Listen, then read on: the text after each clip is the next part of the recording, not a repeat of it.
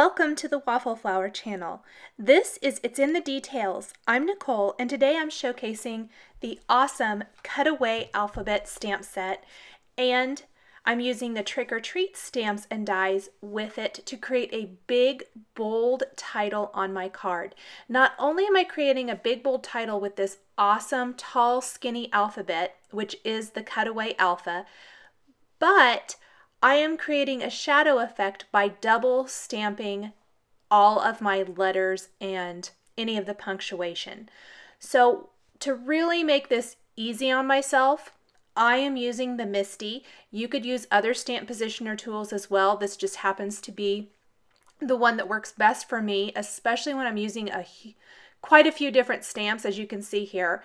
But what I'm doing is lining up my letters. Now some I'm going to need double of, so what I've done is just kind of eyeballed it, left some space there, and I know that I'm going to have to reuse the O, and I'm also going to have to reuse the T.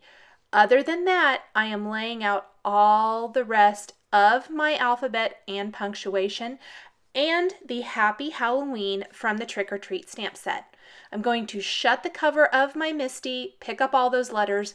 The I, since it's so tall and skinny, it likes to flip over when you just lay it out, so I had to manually position that.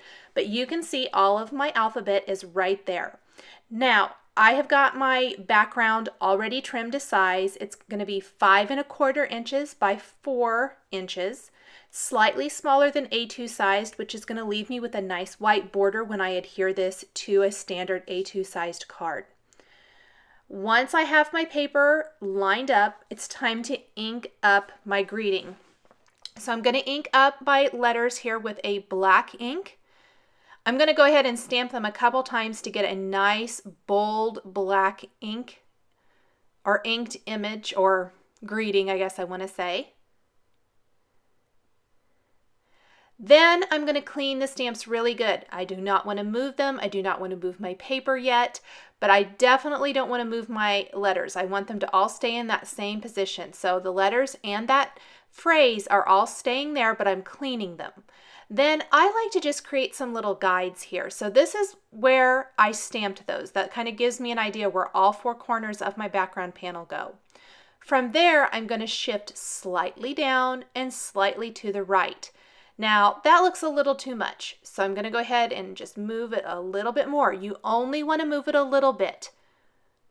That's going to give you a little bit of a shadow effect. Again, I'm just going to mark those 2 left corners so that I know where I need to line those up. In the future, when I stamp the rest of the letters here, then I'm going to ink up the alphabet again with Versamark ink and press that in place. Go ahead. Lift that up. I'm going to apply some clear embossing powder. It's very important to use clear here. A colored embossing powder, including white, will cover up my black stamping there on the greeting. So the clear is simply going to pick up that background color, emboss that, so when I apply ink over this after a bit, it is not going to change the color. You will see the white background shine through. I'm going to heat this up. It's very hard to see since it's clear on white, but I am just heating that embossing powder until it's all the way melted. Where it's slightly faded over the black stamped greetings, that's where it hasn't been melted yet.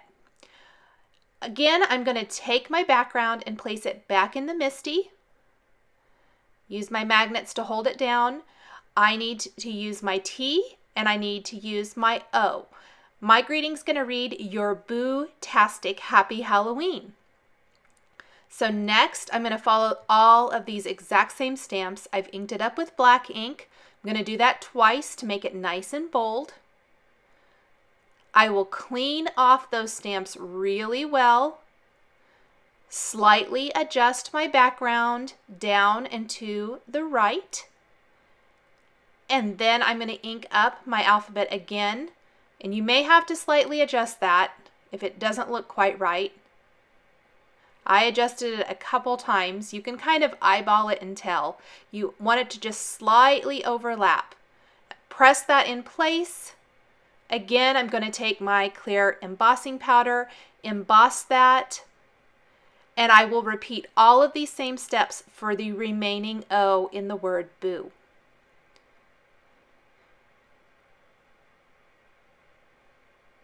You can see that embossing powder melt a little over the black stamped greeting.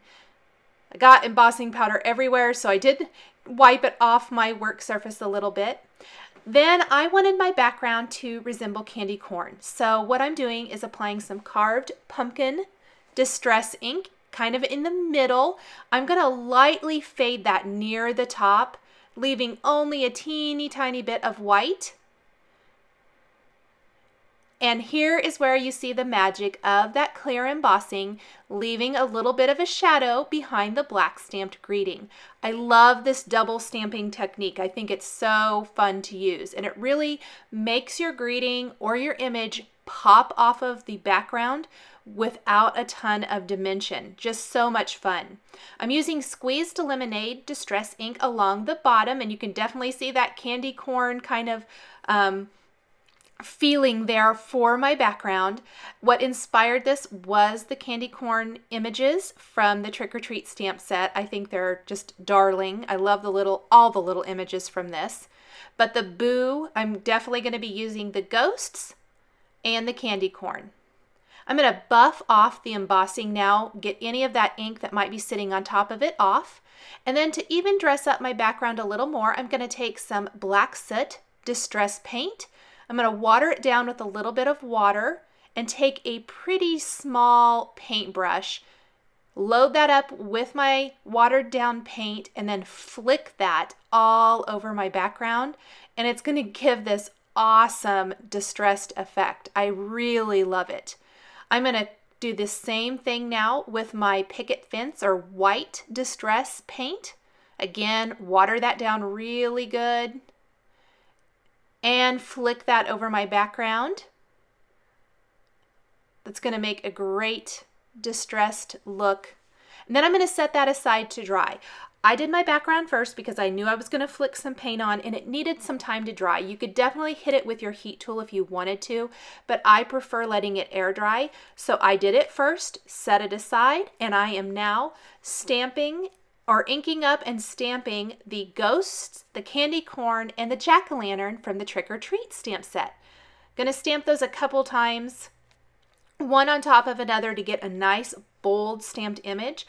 I am stamping these on some Bristol smooth cardstock, and that is because that is the preferred paper for me to do some Zig Clean Color Real Brush Marker coloring. The colors blend beautifully on this paper. I just absolutely love them.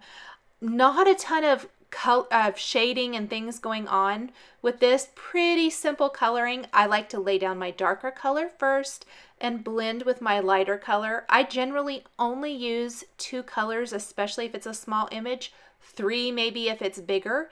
But these markers blend so nice on this paper. The results I have gotten with this particular paper just far outshine anything else I've used. I copied the same color combination for the bow, or the looks like a little piece of candy bow, in the little girl ghost's hair. And then just to add a touch of color to the ghost, I'm taking some of that haze blue, tracing around it, and then because these are water-based markers, I'm taking the Wink of Stella clear glitter brush pen and blending that blue color out. It's just going to soften that blue line a little bit, plus add some nice sparkle and shimmer to the ghosts. I'm going to do the same things to the tips of the candy corn. I'm adding a little pale pink to the cheeks. I can blend that out with my Wink of Stella clear glitter brush marker. A little bit of a tongue twister for me there today. Once I have everything colored in, I'm going to take the coordinating Trick or Treat dies, tape them in place with a little low tack tape. I like the Post-it tape. You could use some washi tape, all kinds of different kinds of low tack tape. And then I run them through my Big Shot die cutting machine. Just going to run those back and forth, get a nice die cut. I did stamp and color and die cut more candy corn than just these two. I felt like I was going to need quite a few to help dress up my scene. The greeting is the star of the show for this particular card. All of these accents are just that. They just accent the greeting, kind of help tell that particular story.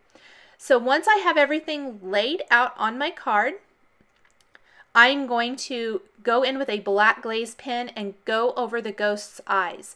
What happens here though is that it covers up that highlight in their eyes. So once that black is completely dry, I like to go back in with a white pen and add those highlights back in. By going in with a glaze pen and adding detail to the eyes, it really makes anything with eyes pop off of your card. I'm ready to put it all together now. I'm using some glue dots to attach everything. I love using glue dots, no liquid glue mess for small images like this. So anything that's kind of on the smaller side, I generally use glue dots to attach. Nice strong adhesive as well. I'm going to have my candy corn kind of floating all over my card.